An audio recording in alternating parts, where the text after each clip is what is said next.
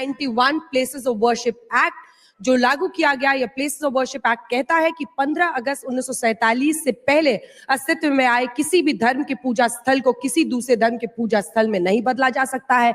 मामला कोर्ट में है, सभी पक्ष अपनी बातें रख रहे हैं, लेकिन सुप्रीम कोर्ट ने केंद्र सरकार से 4 हफ्तों में जवाब मांगा है। मंच पर तो बेहद खास मेहमान सुधांशु त्रिवेदी जी, राज्यसभा सांसद भारतीय जनता पार्टी के, और इमरान मसूद साहब हमारे साथ लोकसभा सांसद कांग्रेस पार्टी के चर्चा में जुड़ रहे हैं। लेकिन इससे पहले कि हम चर्चा की शुरुआत करें, कुछ नाम आपके सामने मैं दिखाना चाहती हूं कि अभी देश में ऐसी कितनी जगह हैं जहां पर या तो सर्वे हो रहा है या फिर कोर्ट में मामला चल रहा है। विवादित स्थल जहां जहां कोर्ट में मामला है उसमें शमसी जामा मस्जिद बदायूं उत्तर प्रदेश का है। अगला है अजमेर शरीफ दरगाह, जहां पर कोर्ट ने कहा सुनवाई को एक्सेप्ट कर लिया है अजमेर में। वहीं दूसरा कोर्ट में मामला है मलाली जुमा दरगाह का, जो कि बेंगलुरु कर्नाटक में है। अगला मामला दिखा दीजिए कुव्वत उल इस्लाम मस्जिद, जो कि दिल्ली में याचिका खारिज कर दी गई है, यहां पर भी लेकिन विवाद उठा था। टीले वाली मस्जिद लखनऊ उत्तर प्रदेश की, और इसी के साथ ज्ञानवापी मस्जिद अब हम आपको दिखा रहे हैं जहां पर सर्वे के आदेश दे दिए गए हैं और पहले से वहां टीमें पहुंच रही हैं सर्वे के लिए।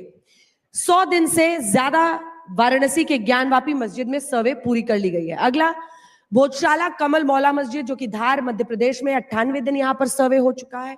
इसी के साथ शाही जामा मस्जिद संभल उत्तर प्रदेश, जहां पर 2 दिन के सर्वे के बाद मचे बवाल और हिंसा पर ही पूरे देश में नए सिरे से बहस छिड़ी है। शाही जामा मस्जिद संभल, उसके बाद मथुरा में, जहां पर सुप्रीम कोर्ट ने फिलहाल रोक लगा दी है, श्री कृष्ण जन्मभूमि शाही ईदगाह मस्जिद मथुरा उत्तर प्रदेश में। ये बताते हुए सबसे पहले सुधांशु जी आपको मौका देती हूं ये बताने के लिए, मामला लीगल है लेकिन इसके बावजूद आप, आपकी पार्टी, आपका पूरी विचारधारा से जुड़े हुए लोग इस मुद्दे को बहुत जोर शोर से उठाते हैं कि जितना शोर हम इस पर मचाएंगे उतना ही वोटर्स का हमें जोर मिलेगा। क्या ये सच नहीं है? क्या ये आपके लिए चुनावी नहीं है? पहले तो इस लीगल की टेक्निकलिटी बताते हैं, फिर लीगल का फ्रेमवर्क बताते हैं।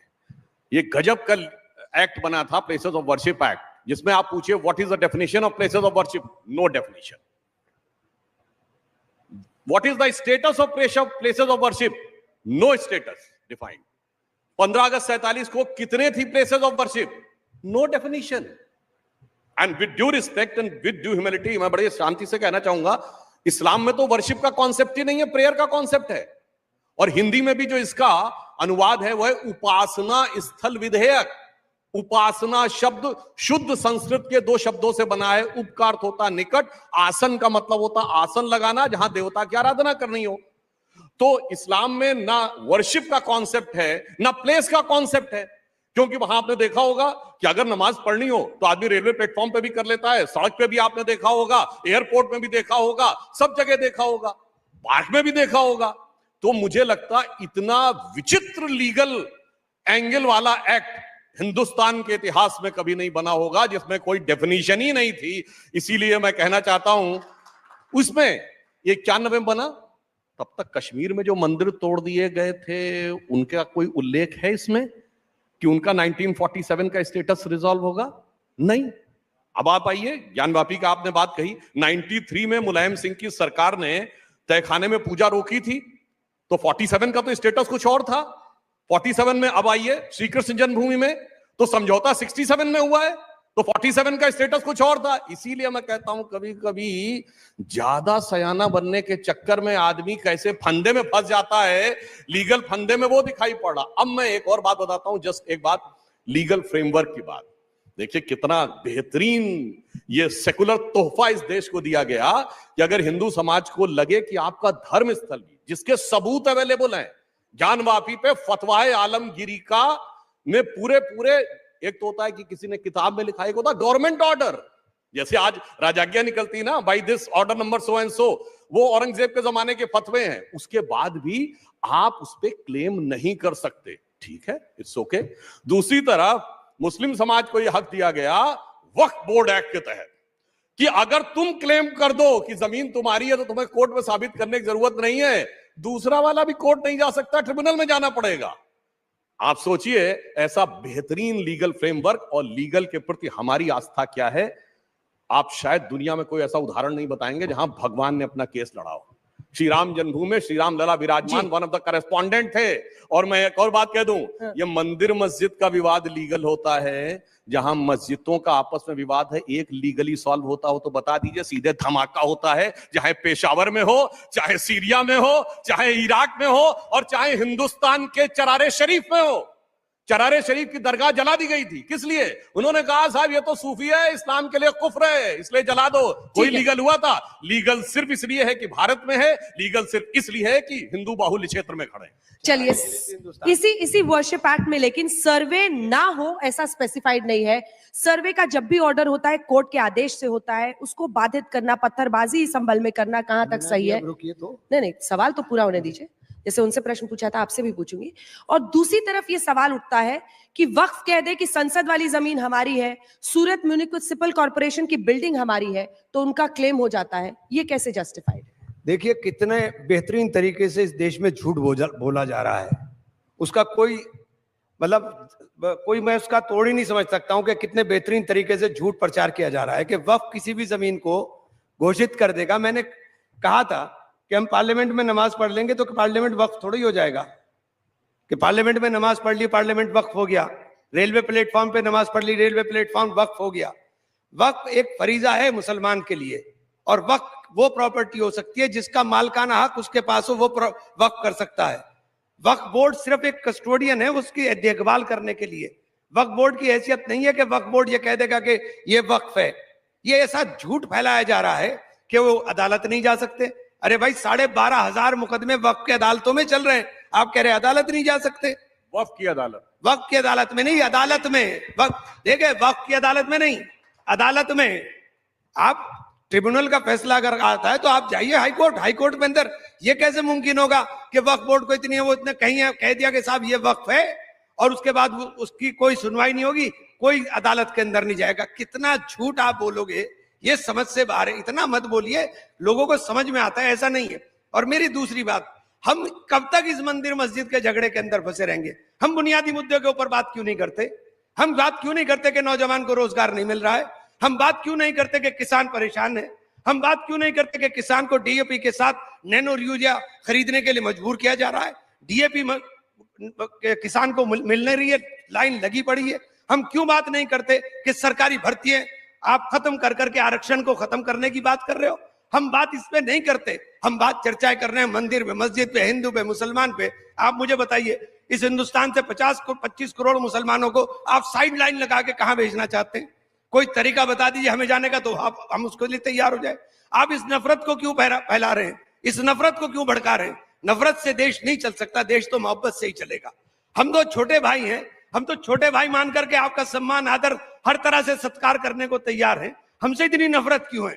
हमसे इतनी नफरत मत कीजिए। हम तो आपसे हाथ जोड़ के विनती करती है, देश में मोहब्बत हाथ जोड़ के वो विनती कर रहे हैं कि नफरत मत फैलाइए इनके खिलाफ। अब देखिए, झूठ का सच मैं उजागर करता हूं। वक्फ बोर्ड एक्ट में साफ लिखा है कि अगर वक्फ को ये लगेगा कि ये जमीन हमारी है तो वो सीधे डिस्ट्रिक्ट मजिस्ट्रेट को आदेश कर सकता है पोजीशन लेने के लिए। मैं चैलेंज करके कहता हूं, गवर्नमेंट के बाहर की कोई संस्था बताइए जिसको सीधे डीएम को आदेश करने का अधिकार हो। ये लीगली पावर दी गई। और दूसरी बात, यहां तो कहते 15 अगस्त 47, आपको पता है सूरत नगर निगम की जमीन पे दावा किस आधार पे है? कि मुगलों के जमाने में वो एक सराय थी और इसलिए उस जमाने में वक्त में दे दी गई थी। तो 15 अगस्त 47 के बाद भी वो क्लेम है, वहां पे 12 साल की जो टाइम की मियाद होती है टाइटल सूट में, वो भी हटा दी गई है। 15 अगस्त 47 भी हटा दी गई है। तमिलनाडु का तिरुचिरापल्ली का जो मंदिर जो 1500 साल पुराना है, जब तो इस्लाम तामील भी नहीं हुआ था, वो जानते हैं किस आधार पे? 1572 या 62 में अरकाट के नवाब ने वो दिया था। गजब है साहब, आप तो 400 साढ़े 400 साल। और मैं एक और बात पूछना चाहता हूं, ये जिस जमाने के अरकाट के नवाब मुगलों के जमाने की बात करते हैं, उस समय तो हिंदुस्तान में जरिया चलता था। उस समय हिंदुस्तान में जिम्मी का कॉन्सेप्ट था। उस गवर्नमेंट के फरमान को मानते हैं। और मैं एक और बात कहना चाहता हूं, हिंदुस्तान के हर मुगल बादशाह ने गाजी की उपाधि धारण की है। गाजी होता है जो कई हजार काफिरों को मारकर गाजी की उपाधि ली जाती है। काफिर मतलब हिंदू ही थे, इंक्लूडिंग अकबर। फतेहनामा चित्तौड़ में अकबर ने लिखा, मैंने 30,000 लोगों के सर पे खड़े होकर गाजी की उपाधि ली। आईने अकबरी में भी लिखा है, जहां गाजी, जहां जजिया, जहां जिम्मी, उसका लीगल आदेश वैलिड है। और 15 अगस्त के बाद का लीगल आदेश वैलिड नहीं है।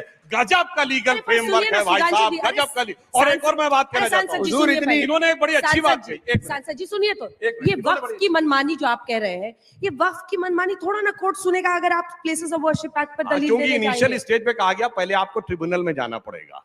और होता क्या है, जब आप किसी गरीब आदमी को बुलाते हैं, जिस बेचारे ने कभी अदालत तो छोड़िए, उसने कचहरी नहीं देखी तहसीलदार की, उसको ट्रिब्यूनल ने बुला के आप अगेंस्ट में जजमेंट कर देते हैं, फिर कहते हैं हाई कोर्ट जाओ, तो ये कहना है आप बहुत आसान है एयर कंडीशन कमरे में बैठ के उसके ऊपर क्या गुजरती है वो उसको अच्छी तरीके से पता होता। और दूसरी बात, इन्होंने एक बड़ी अच्छी बात कही कि मुद्दे की बात क्यों नहीं करते। मैं कहना चाहता हूं, इनकी सरकार के जमाने में सच्चर कमेटी की रिकमेंडेशन आई थी 2013 में कि मुसलमानों की स्थिति बहुत खराब है, और मैं तो यूपी का रहने वाला हूं, यो भी यूपी के हैं। सन 47 में यूपी में ब्यूरोक्रेसी में 20% मुसलमान था, 2% नहीं रह गया है। पढ़ाई लिखाई में सबसे ज्यादा था। 1931 के सेंसस में उत्तर प्रदेश में कास्ट वाइज सेंसस था, हिंदू समाज की सबसे पढ़ी लिखी जाति ब्राह्मण मानी जाती थी, वो 15% रेट ऑफ लिटरेसी थी, और क्षत्रियों की 13% थी, और सैयद मुसलमानों की 24% थी। आज मेरे भाई मुसलमानों को समझाओ ना, तुम पढ़ाई में लिखाई में हेल्थ इंडिकेटर में पीछे हो, उस चक्कर में क्यों पड़े हो, तुम क्यों मंदिर मस्जिद में जाते हो।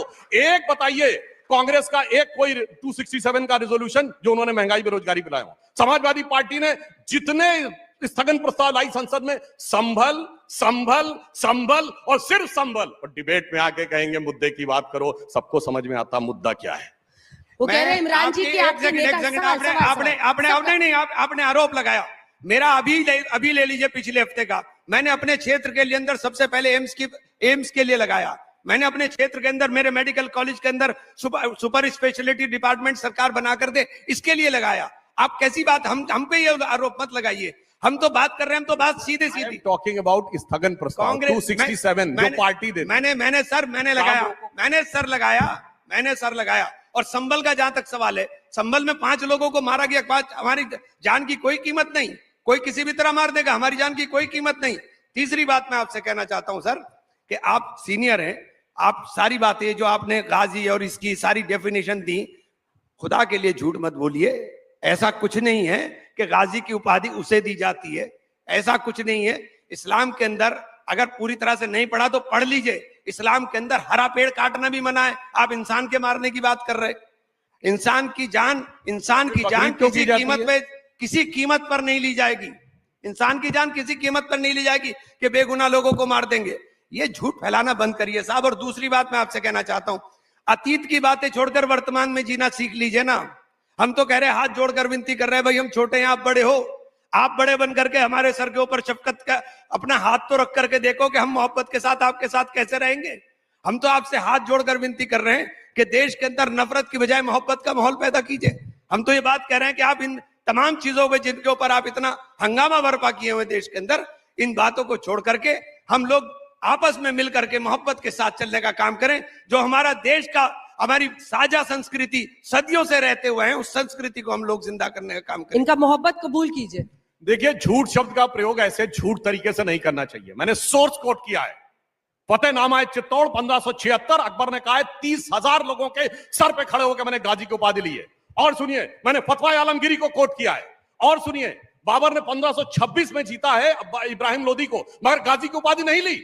1527 में खानवा की लड़ाई में राणा सांगा की फौज को कत्ल करने के बाद गाजी को उपाधि। इतना झूठ बोल के मत बनिए, मैंने सोर्सेस कोट किए हैं। सिर्फ काफिरों को मारकर ही गाजी की उपाधि ली जाती थी, और गाजीउद्दीन हैदर और फलाने गाजी, ये सारे के सारे उदाहरण है, और वो उदाहरण भरा पड़ा है। और फिर चलिए ना हमारी ना आपकी, मैं दर्शकों से कहता हूं जाके चेक करिए, दुनिया में एक ऑथेंटिक रिसर्च हुई है कि जितने मैसेकर्स हुए हैं पिछले 2000 सालों में, उसके बारे में एक प्रोफेसर R.G. रमल है, अमेरिका की हवाई यूनिवर्सिटी के, और उन्होंने ये कहा है कि पिछले 2000 सालों में गवर्नमेंट्स के द्वारा मारे गए लोगों का आंकड़ा 1 अरब 40 करोड़ के आसपास है।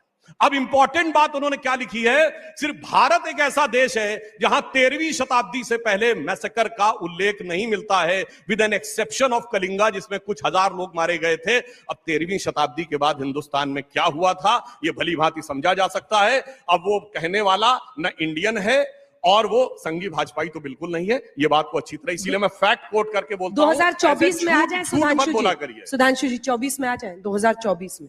24 में तो बात कर रहे हैं। 24 में बात यह है कि संभल की जो, जिसको आप मस्जिद कहते हैं, वो एएसआई प्रोटेक्टेड मॉन्यूमेंट है। अब बताइए, एएसआई प्रोटेक्टेड मॉन्यूमेंट में एएसआई नहीं जा सकती। इनकी सरकारों ने उसको रिलीजियस कैरेक्टर में तब्दील कर दिया।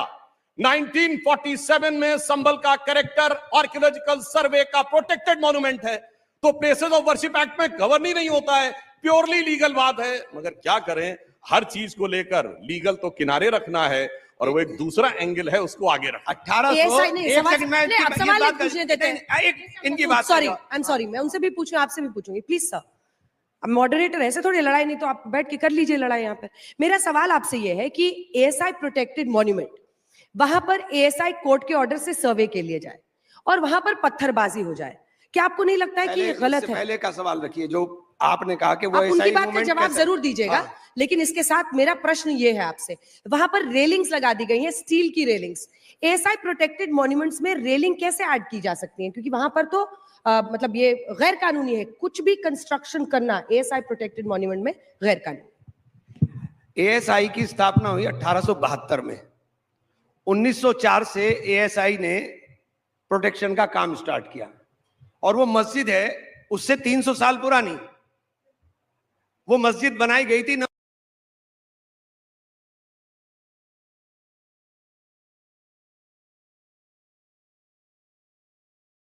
पहले ही दिन सर्वे एप्लीकेशन जाती है, उसी दिन सर्वे का आदेश होता है, उसी दिन सर्वे टीम पहुंच जाती है, कुछ नहीं होता है वहां पर, सर्वे होकर चला जाता है। जब देखा कि कुछ नहीं हुआ तो उसके बाद फिर दोबारा टीम जाती है। टीम के साथ इतने लोग कहां से आ गए जो मस्जिद में नारेबाजी शुरू हो गई।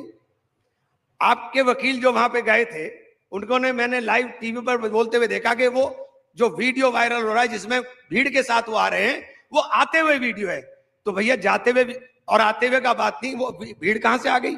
आप हाल क्या हो गया हमारा देश में। मैं इसीलिए हाथ जोड़ के विनती करता हूं कि मुसलमान का हाल ये हो गया, घर में रहे तो दंगाई मार दे और बाहर निकले तो पुलिस मार दे। हम करें क्या? आप बता दीजिए क्या करें? हमारी स्थिति क्या करना चाहते हैं आप 25 करोड़ लोगों को इस देश के अंदर अलग थलग कैसे कर सकते हो? दुनिया की दूसरे नंबर की आबादी मुसलमान की हिंदुस्तान में रहती है और बहैसियत मुसलमान यहां खड़े होकर कह रहा हूं, गर्व के साथ कह रहा हूं कि मैं मुसलमान हूं और दुनिया के अंदर सबसे ज्यादा सुरक्षित हिंदुस्तान में हूं और सबसे ज्यादा सुखी हिंदुस्तान में हूं। मैं मुसलमान होकर कह रहा हूं, लेकिन आपसे विनती कर रहा हूं, मोहब्बत की बात कर लीजिए, नफरत छोड़ दीजिए, अतीत की बातें छोड़िए, वर्तमान में आइए, वर्तमान की बातें करिए। मोहब्बत की बात करिए वो कह रहे हैं। और अभी भी संभल में चट ऑर्डर, चट आदेश, वो कह रहे पूरी पुलिस की लाइन पहले से खड़ी थी कि सर्वे के लिए आइए, पधारिए। देखिए, बोलते बोलते कैसे आधा सच जबान पे आता है और कैसे दिल की आरजू जबान पे आती है। पहले इन्होंने कहा वो तो सिर्फ एएसआई ने प्रोटेक्ट किया था, यानी आधा सच तो मान लिया। फिर आगे क्या बोला? कौन होता है एएसआई तय करने वाला? अगर हमारी मस्जिद थी, ये दिल की आरजू जुबान पे आ ही गई। करोड़ों दर्शकों से कहता हूं, कान खोल के सुनिए। ये सेकुलरिज्म के सूरमा आपको ये समझाना चाहते हैं, जो एक तरफ कहा जाता है कौन होता और कहते 300 साल पहले वहां मस्जिद थी। तो भाई आप अपनी चॉइस से टाइम सर्किल में पीछे नहीं जाएंगे। फिर तो 3000 साल पहले क्या था ये भी देखा जाएगा। क्यों डरते हो मेरे भाई सर्वे से? और आपने बिल्कुल सही कहा, हम मुसलमानों के लिए कोई बुरा नहीं कर रहे। आप तो वेस्टर्न यूपी के रहने वाले हैं। यही यूपी जब तक ये 1976 में ये देश सेकुलर नहीं बना था तो मुसलमानों की पहचान कौन थे? शकील बदायूनी, जिगर मुरादाबादी, जोश मलियावादी, मजरूर सुल्तानपुरी, बड़े बड़े शायर और बड़े बड़े फनकार यूपी में, कैफी आजमी, अकबर इलाहाबादी, उस्ताद बिस्मिल्लाह खां, उस्ताद बड़े गुलाम अली खां। बोलिए आज कौन पहचान हो गया? हमने पहचान नहीं बनाई, आपने अपनी पहचान जोड़ी। जाकिर नायक, इशरत जहां, याकूब मेनन, बुरहान वानी, इनके साथ जोड़ी है साहब, हमने नहीं जोड़ी है। आपके एक से एक आलिम फाजिल लोग हुए हैं हिंदुस्तान में, मगर अफसोस है कि सेकुलर सियासत ने एक पेंट कर दिया कि मुसलमान के साथ सिर्फ अपराधी और आतंकवादी को जोड़ेंगे, कलाकार और फनकार को नहीं जोड़ेंगे। मैं आज 2024 की बात करता हूं। आज बताइए, हमने केरल में आरिफ मोहम्मद खान साहब को गवर्नर बना रखा है। मैं चैलेंज करके कहता हूं, उनसे बड़ा आलिम फाजिल मुसलमान पॉलिटिकल क्लास में नहीं हो सकता। उलेमा इकराम की बात नहीं कर रहा हूं, कोई उनसे बहस करके देख ले किसी मुद्दे के ऊपर, चाहे कुरान के ऊपर, चाहे हदीस के ऊपर, उसके जैसे व्यक्ति को आप अपना नहीं मानते। हमने डॉक्टर कलाम को राष्ट्रपति बनाया, उनसे बड़ा साइंटिस्ट पिछले कई सौ सालों में आलमे इस्लाम में नहीं पैदा हुआ, बैतुल हिकमत जो बगदाद थी उसके बाद, मगर उसको ये अपना नहीं मानते। समस्या ये है कि आप जहनियत सोचिए, आप जहनियत काबिलियत की बजाय जब से दहशत की तरफ जोड़ ले गए हैं, वहां समस्या है, हिंदू मुसलमान की समस्या नहीं। 3000 साल, एक छोटा सा सवाल, 3000 साल पहले क्या था हमें जानना है, जानकर क्या करिएगा? सर्वे क्या चिंगारी नहीं है? जब प्लेसेस ऑफ वर्शिप एक्ट ये कहता है, अयोध्या के फैसले के बाद कह दिया गया कि धार्मिक कैरेक्टर आप नहीं बदल सकते, तो सर्वे में ये जानकर ही कि वहां पहले मंदिर था, आप क्या कर लीजिएगा? बहुत अच्छी बात है, तो फिर सारी चीजों पे 15 अगस्त 47 आ जाए, ये क्या है? मतलब एक पे तो 400 साल पहले जा सकते हैं, दूसरा और दूसरा कैरेक्टर जानने से एक्ट बदलिए ना पार्लियामेंट। मैं बता रहा हूं, कैरेक्टर जानने से डर क्या लगता है? देखिए, उससे होता क्या है कि आप भले ही ना कर पाए, दिख जाता है कि हकीकत क्या थी, दिख जाता है कि न्याय और न्याय क्या था। ऑन द लाइटर नोट, जो मैं पहले भी बोल चुका हूं, कोई भी सर्वे जमीन के अंदर का हो या आपके शरीर का डीएनए का हो, घबराहट इस बात पे होती है कि जब डिटेल में जाएंगे तो अमर, अकबर, एंथोनी, तीनों का बाप किशन लाल निकल आएगा, जो आपकी असलियत और वजूद पे सवालिया निशान खड़ा कर देगा, और जिसकी वजह से तमाम मौलवी लोग जो आपको भड़काते हैं वो भड़का नहीं पाएंगे, और असली, सुनिए सर, असली भाईचारा आ जाएगा। तब समझ में आएगा डीएनए सबका एक है, डीएनए रघुवर का है, डीएनए यदुवर का है, डीएनए बाबर का नहीं है, ये समझ में आ जाएगा। ये प्रॉब्लम, जांच से क्या प्रॉब्लम है? नहीं, मैं एक मिनट सबसे पहले, भैया ने मेरे बात कही, सीनियर हमारे साथी हैं, राज्यसभा मेंबर हैं, मुझे कृपया करके आप ये भी बता दीजिए, आपने सारी जो मुस्लिम बच्चों को फेलोशिप मिलती थी, जो स्कॉलरशिप मिलती थी, क्यों बंद कर दी? उनके जो कोचिंग इंस्टीट्यूट से उनको पैसा मिलना था, आपने क्यों बंद कर दिया? आप अगर इनको अपने साथ लगाना चाहते तो जो माइनॉरिटी डिपार्टमेंट का बजट एलोकेशन होता था, उसमें पिछले 10 साल के अंदर लगातार आपने कटौती करके उसे ऑलमोस्ट खात्मे के कागार के ऊपर लाकर खड़ा कर दिया। आपने उर्दू जबान के तमाम शायरों के नाम लिए, आपने उर्दू जबान को खत्म करने के लिए उर्दू एकेडमी का तमाम तर बजट खत्म कर दिया। आप एक तरफ बात कहते हो कि ये लोग फनकार थे, ये लोग सब उर्दू में लिखते थे, आपने उर्दू को भी हिंदू और मुसलमान बना दिया। उर्दू खूबसूरत जबान है, उर्दू हिंदुस्तान की जबान है, उर्दू हिंदी की छोटी बहन है, उर्दू कोई विदेशी जबान नहीं, वो तो हमारी सरजमी की जबान थी, आपने तो उसे भी मुसलमान बना दिया। हम इस हिंदू मुसलमान की नफरत को मिटा करके हमारा साझा संस्कृति, साझा विरासत जो थी, हम उसे जिंदा रखना चाहते हैं। हम आप हाथ जोड़ के आपसे विनती करते हैं कि देश के अंदर नफरत बोना बंद कीजिए, देश के अंदर नफरत मत बोइए, देश के अंदर आप बुनियादी मुद्दों पे, आप सरकार के अंदर है, आपके सरकार में रहते हुए कैसे खतरे के अंदर आ जाएगा धर्म, वही समझ में नहीं आता। आप सरकार के अंदर बैठे हुए, सरकार के अंदर रहते हुए, आप सरकार के बड़े भाई की भूमिका में रहते हुए हमें छोटे भाई की तरह से प्यार तो दें, दुलार तो दें। बार बार आपको मोहब्बत पे ले जा रहे हैं, आप कोई कमिटमेंट कर नहीं रहे हैं। बड़े भाई छोटे भाई कहा तो मैं कहूंगा सारे दर्शकों चेक करिए, 28 अगस्त 1947 को कॉन्स्टिट्यूएंट असेंबली की डिबेट में यही मुद्दा आया और सरदार पटेल ने क्या बोला। ये मोहम्मद इस्माइल मुस्लिम लीग के जो मेंबर थे, और ये वही मुस्लिम लीग थी जो जिन्ना ने बनाई थी, जिसका नाम बदल के मार्च 48 में इंडियन यूनियन मुस्लिम लीग कर दिया गया। तो यही मोहम्मद इस्माइल जिन्ना की मुस्लिम लीग के साउथ इंडिया के चीफ थे, पीजे पोकर साहब बहादुर और मोहम्मद इस्माइल, जिन्हें कायदे मिल्लत कहा जाता था। उन्होंने कहा कि हम छोटे भाई हैं, हमें आपका प्यार चाहिए। सरदार पटेल ने सबसे तल्ख लहजे में जवाब दिया था, ये छोटे भाई बड़े भाई की बात अब मत करिए, आपको जो लेना था आपने ले लिया। और ये बात मैं एलानिया कह रहा हूं, 3 जनवरी 1948 को कलकत्ता में सरदार पटेल ने बोला है। और यह भी एक फैक्ट है कि पाकिस्तान के मुसलमानों ने नहीं बनाया था, भारत के मुसलमानों ने बनाया था। पाकिस्तान के इलाके में ज्यादातर में कांग्रेस जीती थी, मुस्लिम लीग को कहीं मेजॉरिटी नहीं मिली थी। मोहम्मद अली जिन्ना मुंबई से चुन के गए थे, ढाका, पेशावर या वहां से चुन के नहीं गए थे। तो उन्होंने कहा, अब आगे बोला, सुनिए, सरदार पटेल ने कहा, अब जो हो गया सो हो गया।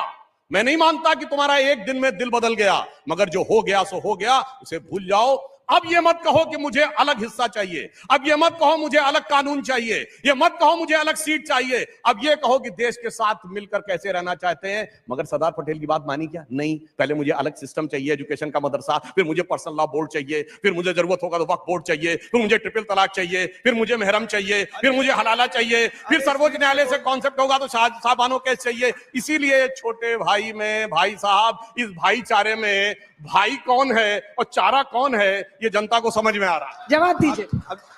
सबसे पहले आपकी जानकारी के लिए बता दूं कि मुस्लिम लीग आपकी दोस्त थी, हमारी दोस्त नहीं थी। मुस्लिम लीग, अब सुनिए ना, अब आप सुनिए साहब, मुस्लिम लीग आपकी दोस्त थी। मुस्लिम लीग ने पहले बंटवारे का रास्ता मुस्लिम लीग ने इख्तियार किया। मुस्लिम लीग की सरकार के अंदर मंत्री श्यामा प्रसाद मुखर्जी बंगाल के अंदर थे, मुस्लिम लीग के साथ सिंध के अंदर भगवान दास मुख्यमंत्री बनकर के सरकार आप चला रहे थे, मुस्लिम लीग आपकी सहयोगी थी, आप इतिहास AK फजलुल हक की सरकार थी, आप इतिहास नहीं मिटा सकते। ये इतिहास के अंदर है कि आप दोनों मिलकर हिंदू महासभा और मुस्लिम लीग देश के बंटवारे की बात कर रहे थे। फ्रंटियर के अंदर मुस्लिम लीग आपके भरोसे सरकार चला रही थी, आप सिंध के अंदर आप सरकार चला रहे थे मुस्लिम लीग के भरोसे, बंगाल के अंदर श्यामा प्रसाद मुखर्जी मुस्लिम लीग की सरकार के अंदर फाइनेंस मिनिस्टर थे। तो आप एक बात, ये ऐतिहासिक तथ्य है। दूसरी बात मैं कह रहा हूं, और जब बंटवारा हुआ वही सरदार पटेल थे जिन्होंने सबसे पहले बैन लगाया था, वही सरदार पटेल थे, उन्होंने ही बैन लगाया था, सबसे पहले उन्होंने ही बैन लगाया था कि आप संविधान के मुखालफत के अंदर हैं, आप संविधान के खिलाफ बोलने का काम कर रहे हैं। ऑर्गेनाइजर के ऊपर बैन किसने लगाया था? आप लोगों के ऊपर ये तमाम चीजें। आप में क्या है कि आपके पास एक काम बहुत अच्छा आता है, एक कला आप बहुत बेहतरीन जानते हैं जो हम नहीं जानते। आप झूठ बोलना इतना बेहतरीन जानते हैं कि वो सच धुंधला नजर आने लगता है आपके झूठ के सामने। ये झूठ मत बोलना चाहिए, मैंने डेट कोट की है, वाहियात बातें मत करिए, मैं झूठ बोलता हूं। 28 अगस्त 47 और अभी खोलो 270 नंबर पे झूठ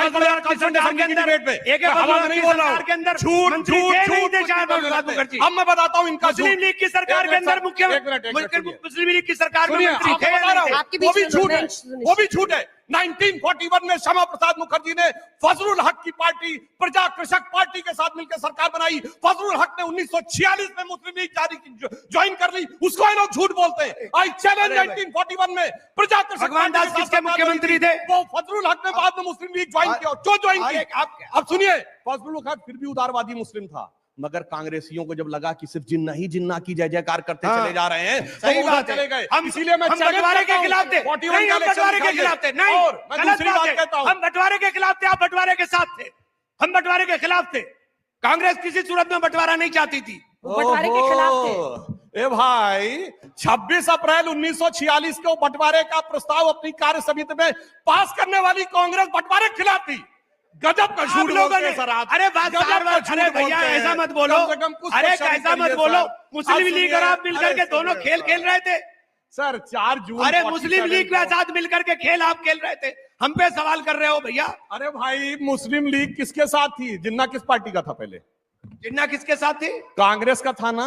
कांग्रेस का था। मुस्लिम लीग जब जिन्ना ने हाँ सुनिए, अब सुनिए एक और 1940 के अंदर पहला अधिवेशन के अंदर जिन्ना ने जब प्रस्ताव पास किया उससे पहले शांत फैक्ट सर 2 सितंबर 46 को जब मुझे पार्लियामेंट जाना है, मैंने पहले आपसे कहा था को इनवाइट किया कि हमारी सरकार में आके ज्वाइन करिए। नहीं आप नेहरू ने इंटरिम सरकार में मुस्लिम लीग को इनवाइट किया। झूठ को इससे ज्यादा सुनने की मेरे में हिम्मत नहीं है। धन्यवाद सर, बहुत बहुत शुक्रिया मुझे पार्लियामेंट। चलिए इसी के साथ दोनों सांसदों का तालियों के साथ अभिनंदन। जबरदस्त बहस आपने देखी, इसे कहते हैं झूठ के पांव नहीं होते। पहुंचना।